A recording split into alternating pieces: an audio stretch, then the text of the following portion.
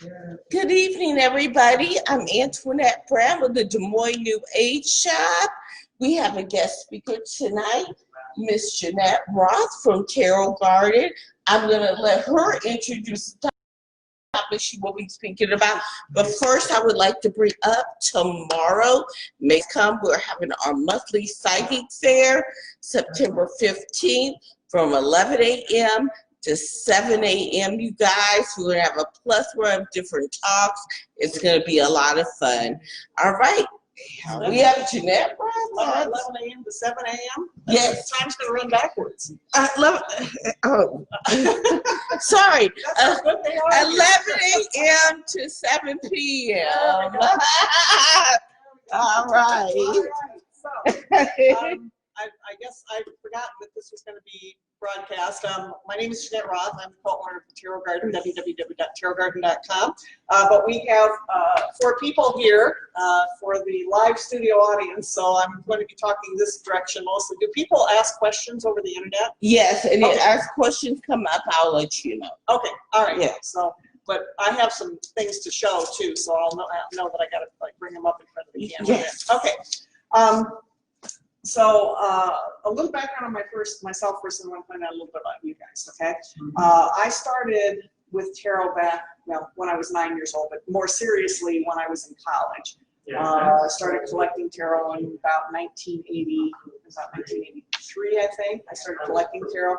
I didn't really start as a tarot reader. I was more interested in studying the comparative symbology and imagery and, I mean, if you're into tarot long enough, you dabble with reading, but I didn't really do a lot of reading stuff until much later when my second business partner in Tarot Garden, who was a reader by trade, said, I'm going to make you learn to do this and be comfortable with it. So my reading technique has improved over the last several years. But my passion is still in using the tarot for more psychological and spiritual purposes. I mean, not that readings can't do that for you, but I don't think you need to read with them to get that benefit from them. So the topic that we're going to talk about tonight is the quote-unquote scary cards of the tarot. Okay? But before we do that, I'd like to find out a little bit about those of you who are here. How many of you have tarot decks? Don't even have tarot deck? Okay. So, and you read with yours, right? I'm kind of like you. I do some reading. Mm-hmm. I've done a lot of studying. Mm-hmm. I have rather a massive collection. Good for you. I tended to collect them for the pretty pictures. Mm-hmm. Yeah. And I'm more focused on the decks themselves than on reading. Reading with the decks. Yeah. So you and I are real simpatico on that. So okay, so those of you who said you don't have a tarot deck, have you had somebody read the cards for you before? Yes, and no. Okay, because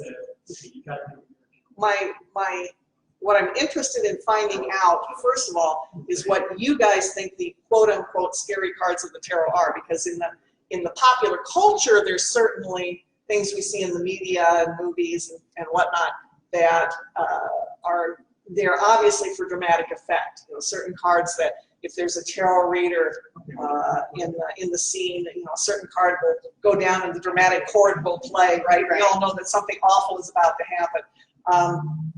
And while I think most people understand that's a little bit of over-the-top hype, there are still cards when people are reading. When they flip up, if you're a reader, you kind of go, oh man, how do I say this gently to somebody? I was wondering. Yeah, and if you are getting a reading done for you, there are certain cards that the imagery will probably trigger sort of an anxiety reaction. So I'd like to kind of know first what cards those are for people. For me, it was the 3 of Pentacles. Really interesting. What Or in Pentacles. The 3 of Pentacles and the 9 of Pentacles? Or it's not in that range. It's been a while, so. Okay. And what kind of reaction? Yeah. I got like oh, you don't want that one. That's what she said. Oh, that's what the reader said to you? Interesting. You don't often get that with Pentacles, as it turns out. Yeah. Well, it wasn't the swords, right? It was the pentacles, right? Sorry. Right? The coins, the pentacles, the circles, or Yeah, that's what I remember, Yeah. but I could be wrong. no, I mean, and that's what different readers have different styles, so that's words though too, but I don't know Yeah. exactly. okay. How about you? I know nothing Nothing? about, I mean, I haven't even really looked at the cards. Okay, I don't know one card from another. okay. Pretty much the same? Okay, Yeah. what do you think? Well, I think that death and the tower tend to frighten people, but they don't mean death and destruction Mhm. necessarily. Well, and that's sort of the popular way to approach it. You know, the death card is the classic example, right? The death card comes up and people go, oh my God, I'm going to die, or somebody I know is going to die. And the reader will go, oh, no. It doesn't necessarily mean that. It means the death of something, so it's a transformation to something else, right? So you know, it may be the death of your old career, you know, it's a metaphorical death.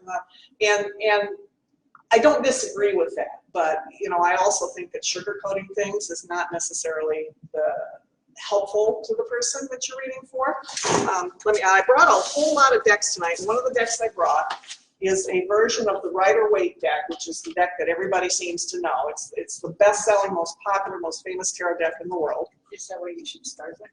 I don't argue that you necessarily need to start with it. A lot of people do, simply because people recommend that they start with it. Or they just want to start with something that is very common so that they can find a lot of information. A lot of the books that are written on tarot will use this as their basis for the imagery or whatnot. So if you're like learning from a book, it's a useful deck to have so that when they describe the card to you in the book, you I learned on the Rider-Waite, and one of the reasons that I started collecting was because I wanted to find a different deck that I felt like I could connect with more. And but when I do read, I always go back to the Rider-Waite. Yeah, and there's nothing wrong with it. Absolutely I nothing really wrong with like it. the deck. Okay, and all of these decks I brought, these are from our library, the Tarot Garden Library. You are welcome to look at the cards, handle the cards. It's no problem. If you guys want to take them, pass them around, you know, get a closer look at them. They wouldn't let me do a PowerPoint, understandably, because if we're webcasting this, then that's a little harder. And that's for classes. Yes. Too, so. But what the card that I'm passing around right now, and I guess I need to show it to the camera here, is the classic death card from the Rider-Waite Tarot. And we have a young lady that joined us. Her name is Abby, I think AVI. Yeah. Okay. And she said she has 2 decks. She reads herself, and occasionally she has a friend that does readings for her as well. So. Okay.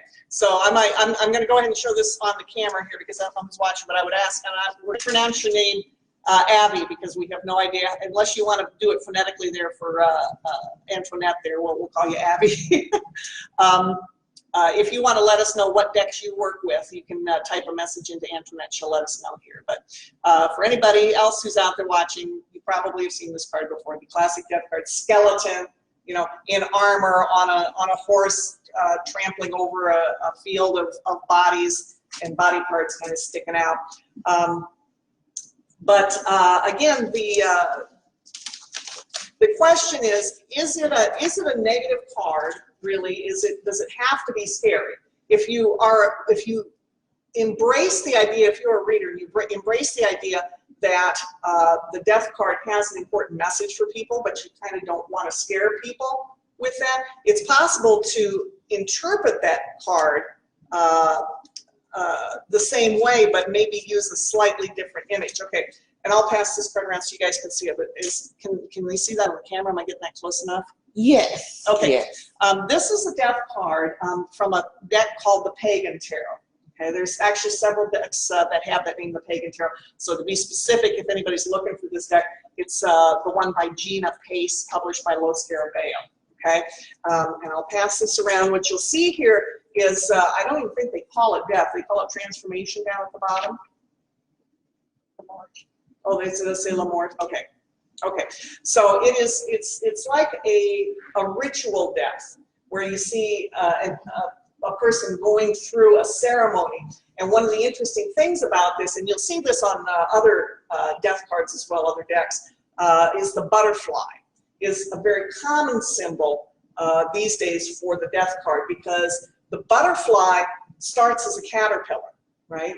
And the caterpillar, quote unquote, dies when the butterfly is born, but it's not really a physical death, it's a transformative death.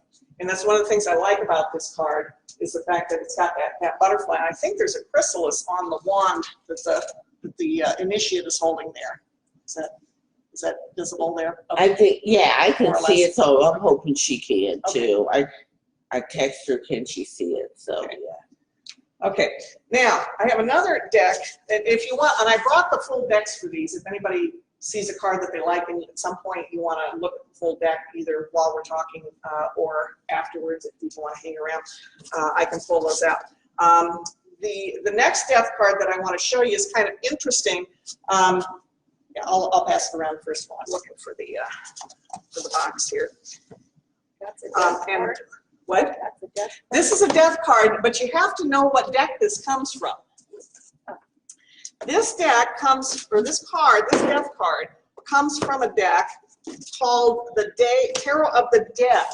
Okay, and most of the cards, in fact, I think all the other cards except for the one that you're passing around, have skeletons on them. Okay, so I'll show an example card. This is a very typical card from this deck. Unfortunately it's out of print. The Tarot of the Dead by Monica Knight. Sometimes we'll have them in stock. We pick them up on the collector's market, or you can probably find it on eBay or whatever. So there's the full deck if anybody's interested. But because the deck is symbolic of death with all the skeletons, the death card shows a non-skeletal pregnant woman. Okay? And again, if you think about that transformation, okay, to the next stage, pregnancy is one of the symbols All for that right. in a number of decks. I guess if scoot down this way. You scoot down this way. Yeah, there we go. Mhm.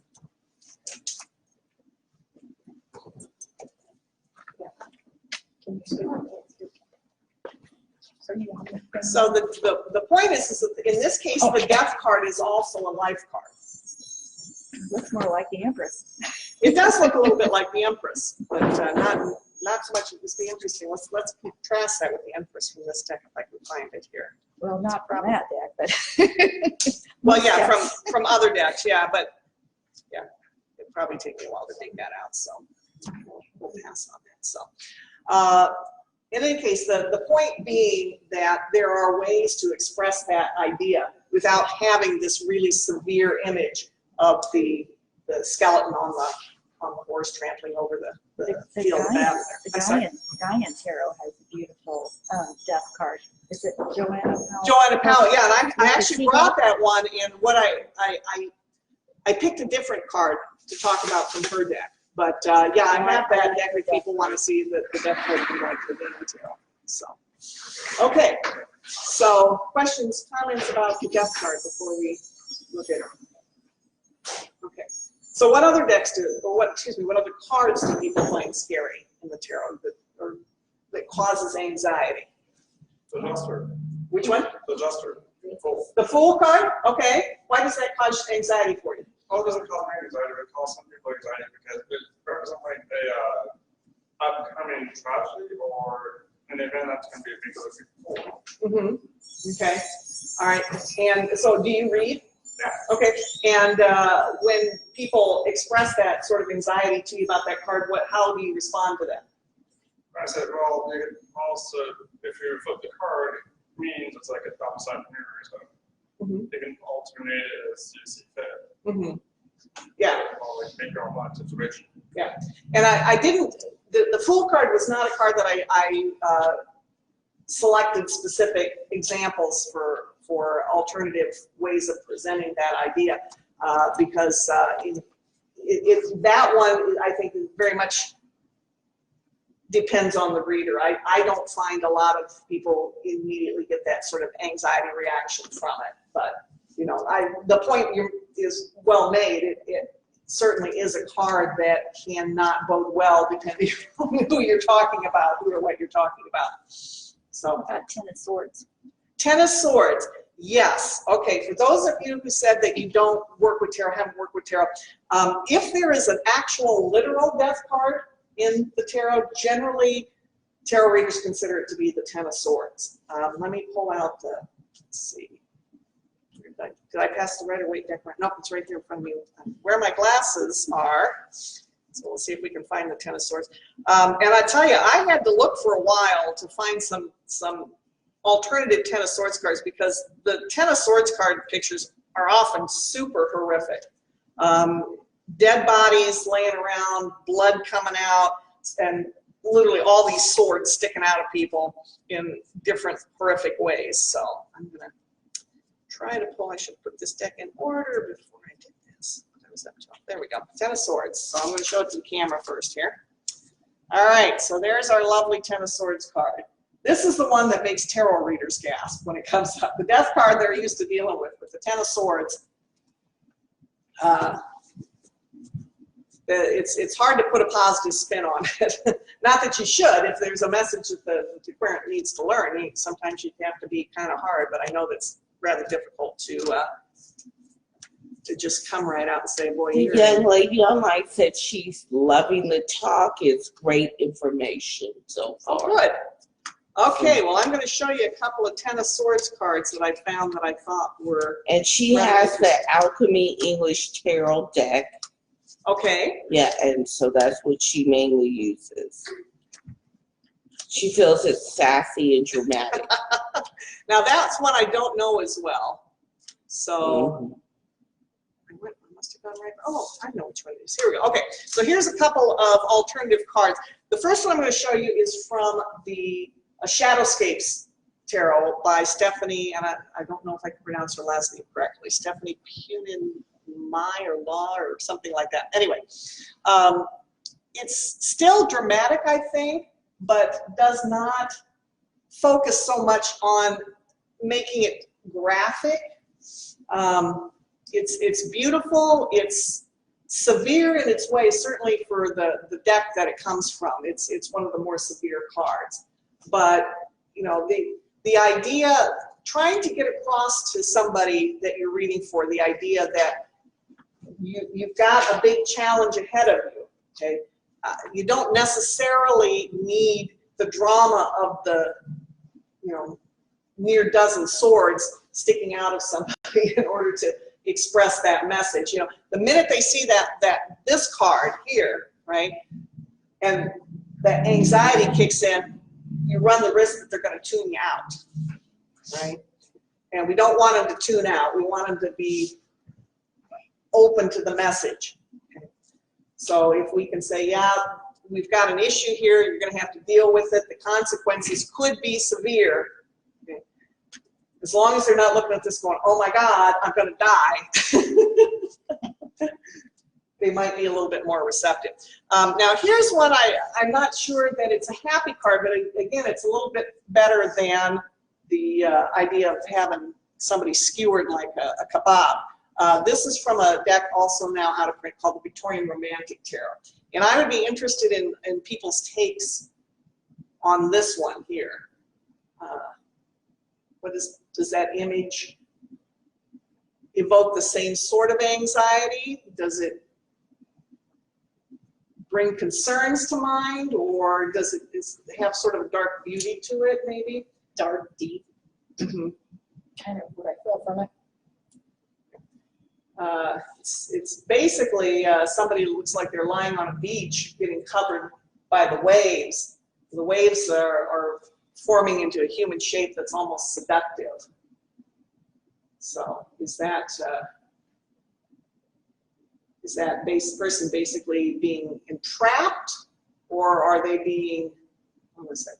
They being reassured by something spiritual in a situation where it looks like they're about to drown or they're alone? What's your reaction? Well, it looks like there's a man dying, and the spirit is there, maybe his lover engulfing him. That's what I. Okay. So you guys got it a little later. ask the other people first, first of all, are you guys readers at all? Do you read for other people? Sometimes. I have tarot cards and I've started using them. I do it for myself. For yourself only? Learning. You're learning to do it? Okay. Have you guys had your cards read for you by other people? No. Actually, the lady that's coming Sunday did my reading last time, which was the first tarot reading I had, and where she told me just changed my life. Oh, good. Miss Jeannette Vesnat, for all the way from Tennessee, Yes. Gypsy lady. Oh, that's the guy you were telling me about. The lady, yeah, Vesnat coming from Tennessee, yeah. Cool. Awesome. Yeah. So what sort of cards came up in that reading that maybe caused you a little bit of concern initially? Do you remember any of the specifics of the names, the titles? That caused me concern. Mm-hmm. When you saw the card, maybe before she even said anything. So part of it was my relationship with my husband, and I was trying to decide, to stay in it or, so we did, what if I stay, what if I leave? Mm-hmm. Sorry, I've been working all day. That's okay. I'm sorry. Maybe I should have put you on spot. There was a woman card that came up, saying he had a relationship with another woman, Mm-hmm. but it wasn't like a physical relationship or a romantic relationship, but he is talking to someone. I guess that would be the one that, but really, he's probably online with games and, whatever. The only thing that she said was if she would leave, she would be happy, and if she stayed. He was really my soulmate, and we would end up back together. Okay. So, but there was nothing that really hit the hip, since it was probably not something that was familiar to you. It was probably very overwhelming at the time, trying to take all that in. Everything was really scary. Okay. It's good. Okay, well, what else do people think is frightening from what they've experienced or seen? Probably most of the swords. Most of the swords, and I have several examples of the different swords. Let's talk about the devil card then. Okay, the devil card to me is interesting because it's usually if somebody comes from a background where they have been taught that tarot is evil. It's one of the first things that they'll point to. We'll look at the devil card. It's obviously it's evil. It's got evil things in it. My response to that is, okay, let's say that you're a follower of Christianity and that your spiritual guidance comes from the Bible. Okay, Satan is mentioned in the Bible. The fact that Satan is mentioned in the Bible does not mean that the Bible is therefore evil, right? That logic doesn't follow. It's the same thing in tarot. If you want to be aware of what it is that you need to watch out for, if you need to understand those lessons of what is taking you or run the risk of taking you off a healthy spiritual path, you've got to have things that represent what that is that you need to be watching out for. So I love the devil card when it comes up in readings because to me it's one of the most clear cards in the deck as to what it means and what it's also one of the quote-unquote scary cards that I think we have the most control over. Let me first of all let's pull out the classic devil card from the Rider-Waite deck here. Find it. What is your general interpretation of the devil card? I'm going to talk about that in fair amount of depth here by showing you the card that's my favorite devil card of all time. So this is the Rider-Waite one. Okay, we'll pass that around. Okay, that foreign figure with the people kind of out there in front of him in the chains.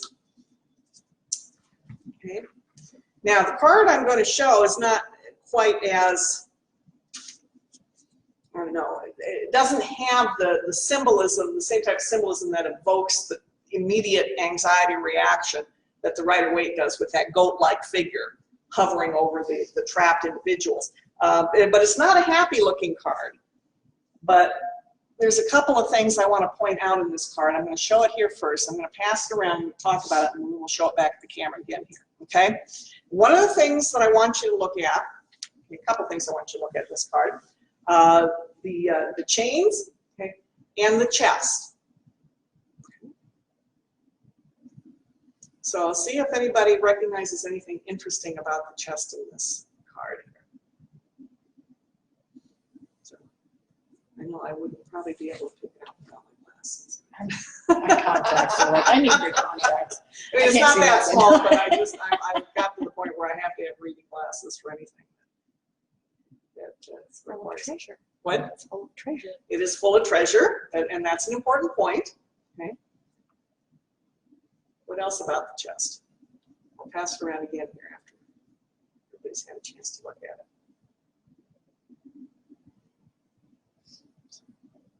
And oh, I should mention while this is going around, this card here is from a deck called the Robin Wood Tarot by Robin Wood. It's been in print many, many years. You can still get it. It's a beautiful deck.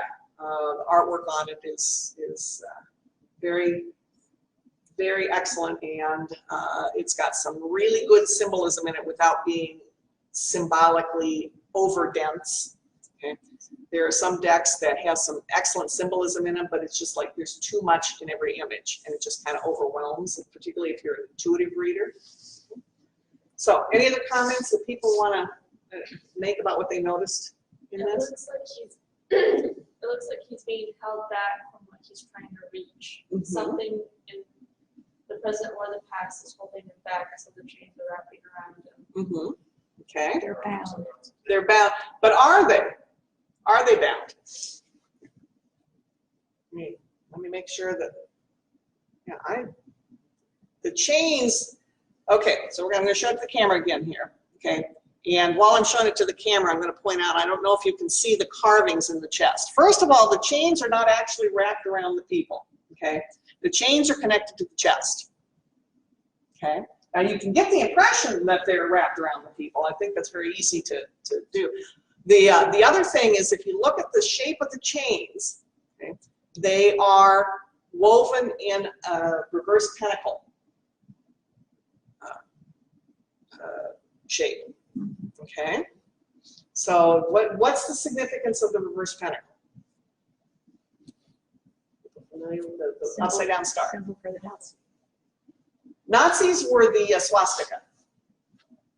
I wasn't aware, not aware of the upside down 5-pointed star.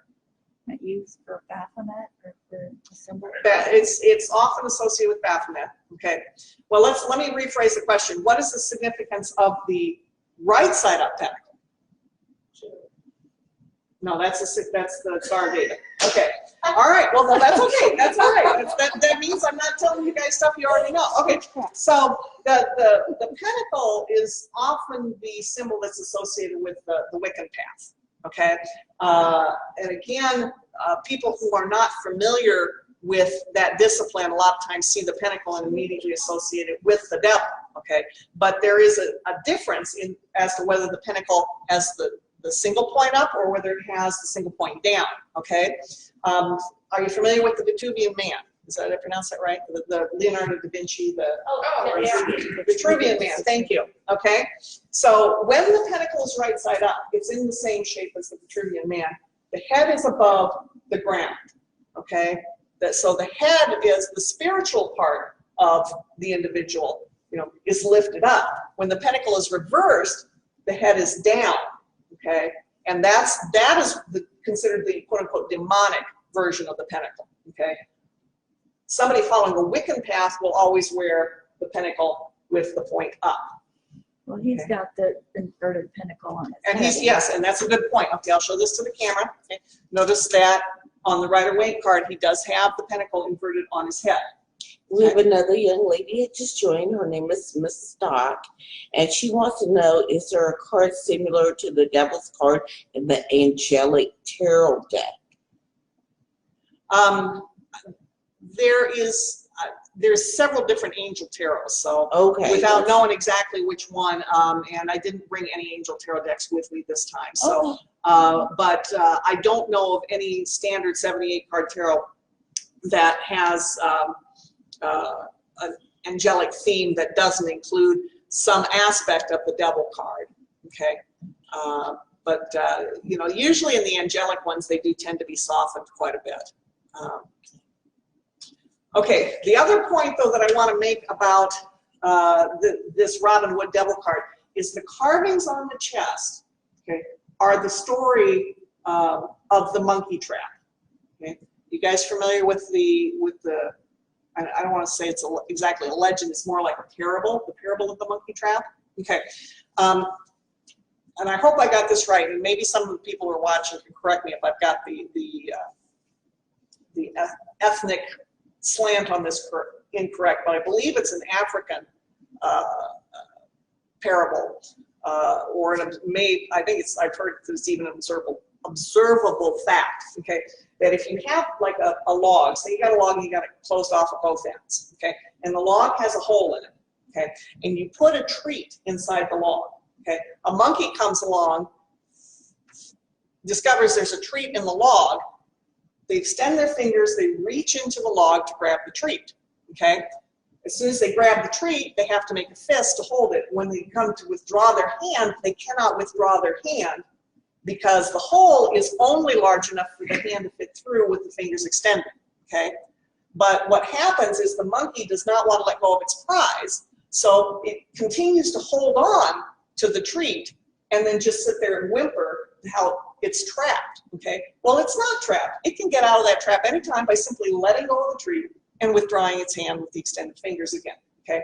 And that's why I like this devil card so much, because it is very much underscoring the fact that most of the time when we're in a devil experience, we're there because we have at some level chosen to be there. And by the same token, we can choose to leave that experience when we're ready. We just have to be willing to make that sacrifice, to give up the treat so we can escape the trap, okay?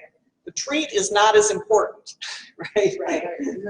So, but sometimes we can't, like the monkey, we can't see that. You know, we really, really want that treat, and maybe if we sit there long enough holding on to it, eventually something magical will happen, and we'll be able to escape the trap with the treat, okay? So, and that's exactly what's happening here with the chest, of course, because these people are trying to escape with this chest with all of this gold in it, as you said before. It's got treasure in it, okay? But it's chained down and it's probably very heavy. Now, if you look in the background, there's a tunnel. There is an escape spot in the back there. All they have to do is let go of the chest and walk right out of there, okay? But for some reason, they've chosen not to do that, okay?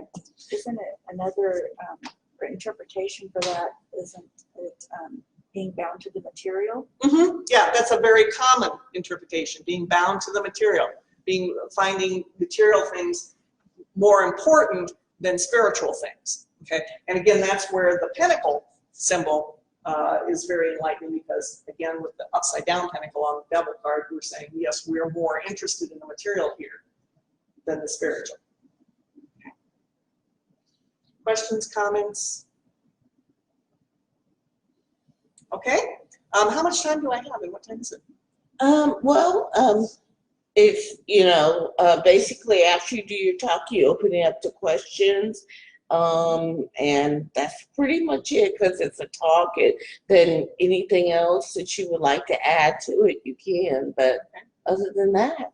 How long have we been running? 40 minutes. 40 minutes? Okay. Maybe do one more, and then I can open it up? Okay. Yeah. All right. Let me talk about one quote-unquote negative card that really isn't so negative, but it's very interesting, because a lot of people that I work with, particularly if they come from a pagan background, or if they come from a Christian background and for whatever reason they have left that path and they've embraced a pagan path instead. Mm-hmm. A card that they don't like to see come up in the readings, which is the Hierophant. Okay? Now, this, when I say that, do people have any sort of immediate reaction to say, oh, that doesn't make sense, or, oh yeah, I get that? It makes me curious. Yeah, it makes me curious. Okay. The Hierophant card is basically the high priest card. Okay, it's or the Pope, if you will. Okay. And it's really not a scary looking card. Okay. But somewhere here, there he is. Okay, so I'll show him the camera first here. Hierophant card. Okay. And he looks very much like a bishop or a pope. You can go ahead and pass that around. Okay.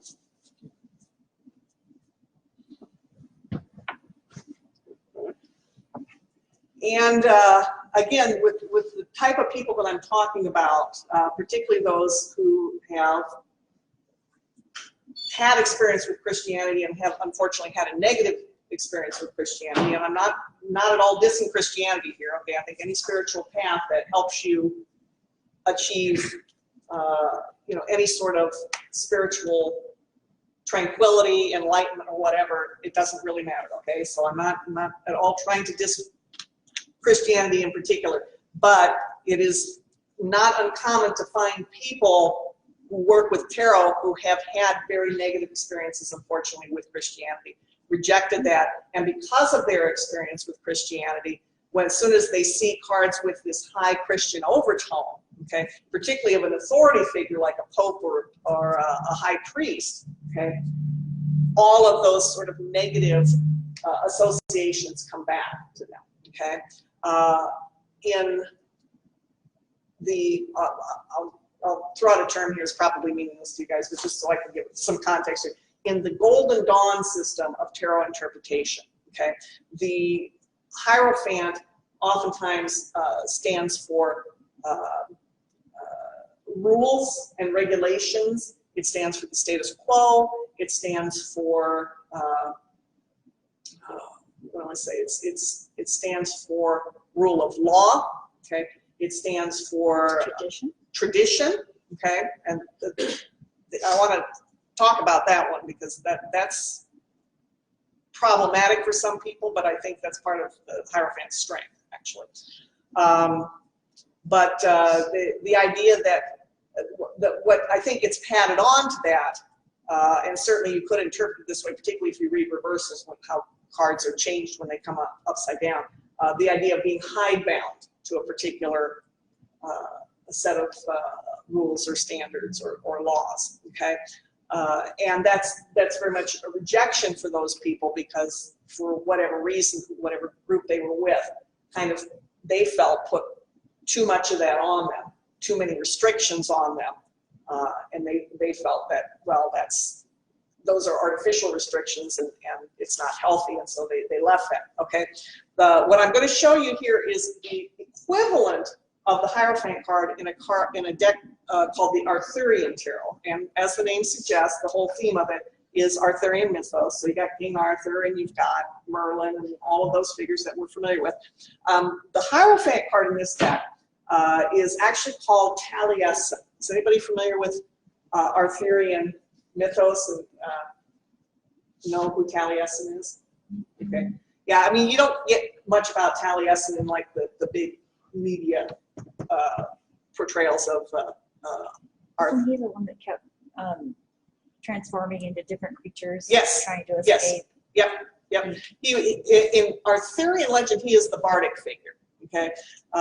There are various versions of the Celtic legend of how Taliesin came to be. My Celtic is non-existent, so I don't know if my pronunciation is correct, but initially his name was Gwion Bach, Gwionbaca, and he was to attend the cauldron of a witch who was making a brew that was supposed to, she wanted to give it to her son to make him beautiful and knowledgeable. And he was to tend the cauldron, and he was to never, ever taste or take any of the contents. Well, one day some of the liquid splashes out of the cauldron, lands on his fingers, burns his fingers, he sticks his fingers in his mouth, and he gets the power of the cauldron. And that's when he becomes Taliesin. And yes, the transformation part is the witch is angry, so she's chasing him, and he changes into something, she changes into something to chase him. At the very end, he changes into a kernel of wheat. And she changes into a chicken, gobbles him up, and then she gives birth to him again later as Taliesin, okay? So Taliesin is a very wise figure. And, I mean, he represents tradition and exoteric knowledge, okay? But he is more of an inspiring figure. And I'll talk about this card a little bit more. Now, if you look at the Rider-Waite, you'll see there's a couple of supplicants sitting at the feet of the priest there. There's also a couple of people sitting at the feet of Taliesin, but they're children, okay? Taliesin is sitting in the chair like the high priest is. But the interesting thing about the chair is there's two ribbons coming out from behind it. You don't see where the source of them is, but they're coming from behind the chair. They pass through Taliesin's hands and into the hands of the children, okay? And you were talking about tradition, and that is what he is trying to do. He's trying to pass along the knowledge from the past, where the ribbons are coming from. We don't know where it started, okay? But he's now become the agent to make sure that, and you're welcome to pass this around again if you want to look at it a little more closely. He's become the agent to pass that along to the next generation. You know, what the next generation does with it is up to them. But the idea that the Hierophant, it can be not a hidebound figure, but an inspiring figure, okay? A great teacher, I find inspiring enough that I literally named my son after that card. What's my son's name? Wow. Taliesin. That's where Tal got his Oh, name. that's neat. Yeah, we pronounce it Taliesin, which is And not quite right. we have a new person that's joined, Mr. Tim Dorset. Hi, Tim. All right. So, He's certainly less off-putting than the Hierophant. yeah. All right. So I probably been going close to an hour now. Yes? Yes. Okay. Yes. So I have lots more decks and lots more cards here. I can talk about, you know, I mean, we can continue, but I'd really rather let people at this point, if you want to look at cards, ask specific questions, we can go off in a different direction other than the quote-unquote dark archetypes. But where would you like to go from here?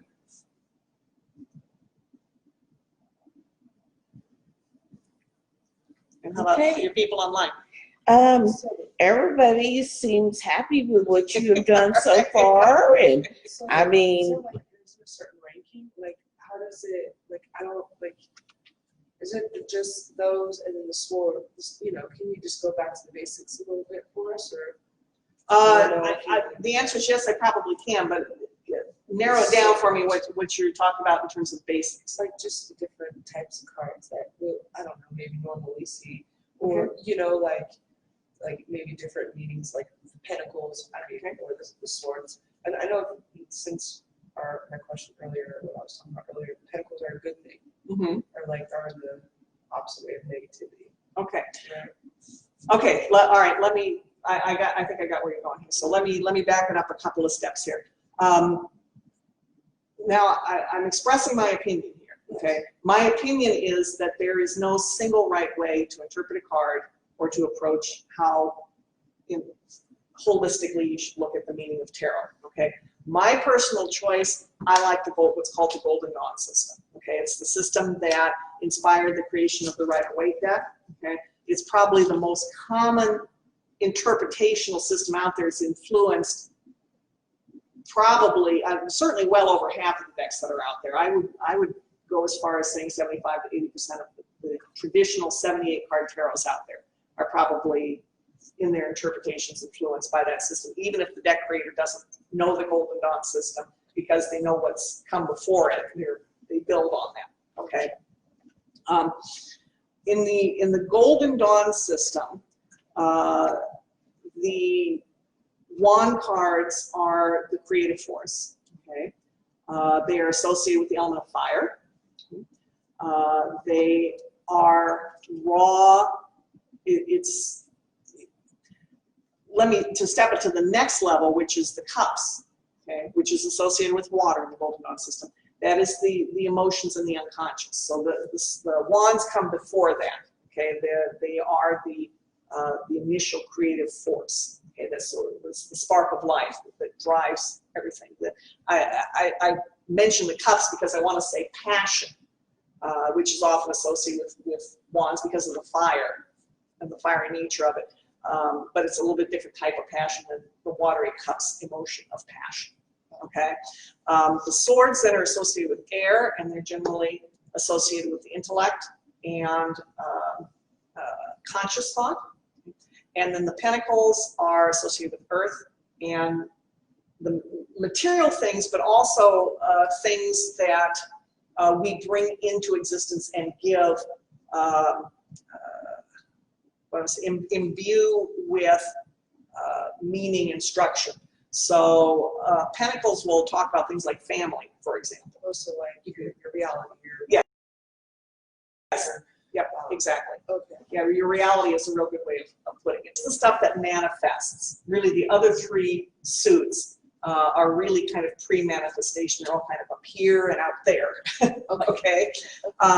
But on top of that, then the number has a significance. Okay. And the number is assigned to stations on the Hermetic version of the Tree of Life. I don't know if any of you are familiar with Jewish Kabbalah. Okay, Jewish Kabbalah is sort of the starting rip-off point for Hermetic Kabbalah. Okay, and then it kind of goes its own way from there. Okay, but the one thing that Jewish Kabbalah and Hermetic Kabbalah share is this diagram called the Tree of Life. And on the Tree of Life, there are 10 circles. Okay, and starting at the top is circle 1, and then I'm doing it forwards view. Let's see. Forwards view be 1, 2, 3, 4, 5, 6, 7, 8, 9, 10. Okay. And each one of those circles represents a stage of manifestation. Okay. So what you're basically doing is when you are interpreting the suits and the numbered cards, is you are taking the basic qualities of that, the fire, the water, the air, and the earth qualities, and then superimposing them on that numerical system. Okay, so like the aces, which are 1, that is basically that element in its raw form. So if you've got the Ace of Wands, you are talking in the Golden Dawn system, it's called the root of the powers of fire. Okay, so it is basically where you've got chaos, complete chaos, but the power there is so great. Okay, there's so much potential in there. Okay, the Ace of Wands is usually considered a good card. Okay, but you know, it kind of depends on the surrounding cards. If the surrounding cards, you know, are a situation that requires stability, and in the middle of that you've got this Ace of Wands, then you know you've got a potentially destabilizing force. Okay, whether that's good or bad depends on whether those stable cards need to remain stable. Okay, regardless of what suit you're talking about, the 5s are generally looked at as being quote unquote negative cards. Again, it all depends on context, but the 5s are generally considered at least unpleasant experiences, because as you go through that series of 10 stages of manifestation, the 5th stage is the breakdown stage. Okay, the 4th stage is where things begin to build up, the animalism stage. Okay, the 5th stage is the breaking down stage, catabolism stage. Okay, so, and we need that. We need things to build up, and we need them to break down. That's how nature works, right? Trees grow, they fall, they eventually they die, they fall over, they begin to rot, and they feed the forest ground, right? So that you've got the next generation of plants can grow up from there. Okay, so you know, you look at that breakdown stage. We don't like to generally see things break down, but it is a necessary part of the process. Okay. So you see a 5 card, you know, oh my God, you see a 5 card in Pentacles, for example, it's like the breakdown of material things. So generally people look at it as meaning poverty, loss of job, that sort of thing. Okay. But you also have to ask, maybe that's where I need to be right now. You know, I'm going to lose my job, but you know, maybe I got to get that job out of my life. It's holding me back, so I can move to the next stage, okay, which is the synthesis stage and the creative stage. The 6th circle is usually considered that in a Christian interpretation, the 6th symbol is where you want to be, because that's called the Christ Center in Christian Kabbalah, and there's a Christian version of Kabbalah as well. Okay, really? So yeah. So you know, when you go through that awful 5th stage, you know, if you're moving then on into the 6th stage, as crappy as it is, you've got some pretty good prospects coming if you can just hold tight. Okay. I have a question. Yeah. This probably seems a little simplistic, but moving from like the, say like 1, 3, and 5, and 2, 4, and 6, do the even numbers tend to represent stability and the odd numbers more instability in general, do you think? It is, if you're looking at it from the the tree of life diagram. Okay, make sure I get this right. It zigzags a little bit, but there are basically 4 pillars in it, in the zigzag. Okay, there's a center pillar, and then the 2 side pillars, and the 2 side pillars are considered male and female. And the male side is it all odd numbers? 3, 5, 7, yes. And the female side is 2, 4, 6. The male side is 2, 4, 6, the female side is 3, 5, 7. Okay, so the female side is actually called the pillar of severity. Okay, and the male side is called the pillar of mercy, I think. Okay, and then the center pillar is called the pillar of mildness. Now, if that terminology seems odd to you, or maybe a little sexist even, okay, here's where it comes from. Okay, if we're looking at something as male and female, all right, we're going to have to get it back into middle school sex talk here. Okay, the male provides the sperm, okay, which is the energy force, okay, for life creation. The woman has the egg, and the baby grows in her. She gives that sperm, which is just chaotic energy by itself, a form. Okay, so the male energies are considered chaotic and free. Okay, the female energies are considered restrictive in that sense, but not restrictive necessarily in a negative way, right? Because if you've got chaos going all over here, you need somebody to put the brakes on it and give it some form. Okay, it's force and form is what it is. Okay, so I mean, we could change those names, I suppose. That's the traditional name, severity and mercy. But you know, really, what it is force and form. Okay, So she's basically whipping him into shape. Mm-hmm. Yeah. So when you're going through the Kabbalistic tree of life, and you get past the first circle, which is where everything kind of shoots into being, okay, and it goes over to the second circle. I'm doing it backwards for you guys over here. Second circle, okay, which is basically the raw male energy, just raw energy, and then you go over to the third sephirah, the third circle, which is a female, on the top of the female column. It is also considered an energy, okay, but it's been described as the will to form. Okay, it's not form itself, it is the will to form. Okay, it's the will to take that raw energy and begin to bend it and mold it and shape it. Okay, it's when you go back over to the male pillar, okay, that you now get the building up. Okay, because you now have this ability to form, and now that energy takes those forms and begins to actually build them up and make forms from it. And then again, there's a point at which the building up is no longer a benefit. You can't just keep building and building and building and building. You've got to clear out some of the old stuff. Okay, so you come back over to the female side. Okay, and there's where you get the breakdown. Now the woman is breaking that form down again to clear out and make room for the new. So I hope I explained that right. If anybody online who's studies Hermetic Kabbalah, I apologize. I know that was really rough and probably slightly wrong in some places. Okay, so did I get the questions answered? Yeah, my long-winded way. It's pretty complicated because you have to work with the energies of suits and the energies of numbers at the same time. Right. So, but you know what that addresses is actually just a part of the tarot. That's the cards, the ace through the 10 and the 4 suits. Okay, you've also got the major arcana, which is kind of a separate part of that diagram of the Golden Dawn system, and the court cards, which are a mystery to many people. And the court cards are the ones that you're most likely to find the biggest variation on how people approach it. The Golden Dawn system doesn't give a really good way of dealing with it. And they've got their way of dealing with it, but it's not the most elucidating manner of dealing with the court cards.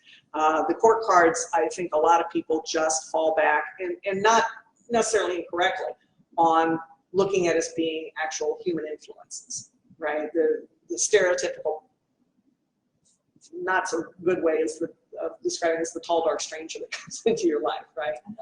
The page and the knight and the queen. Yeah. The knights oftentimes are interpreted as people who have messages for you, for example. They come in and they have something to tell you or to share with you. or to make you learn something. But, you know, that's just one way of doing it. I've got my own way that's kind of golden on, kind of not with the chords. So, okay. Any questions? Your online people have any questions? No questions. You guys are smart. Yes. Okay. Well, if there's no more questions, I can put out some decks if people want to look at some of the decks that I brought. So I'm signing off Okay. online. Thank you, everybody, for joining. Have a good night. Thank you.